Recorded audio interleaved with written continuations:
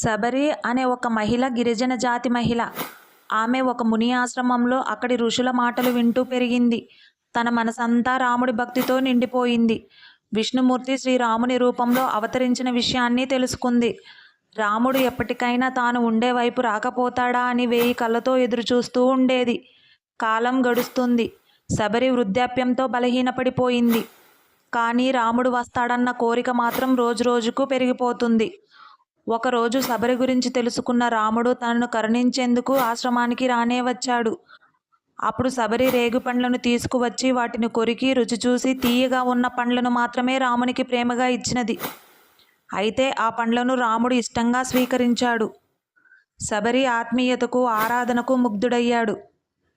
జీవితమంతా రాముని కోసం ఎదురు చూసిన శబరికి ఇంకో జన్మ లేకుండా గురుదేవులు వెళ్ళిన లోకాలకు వెళ్ళేలా రాముడు వరం ప్రసాదించాడు. జై శ్రీరామ్.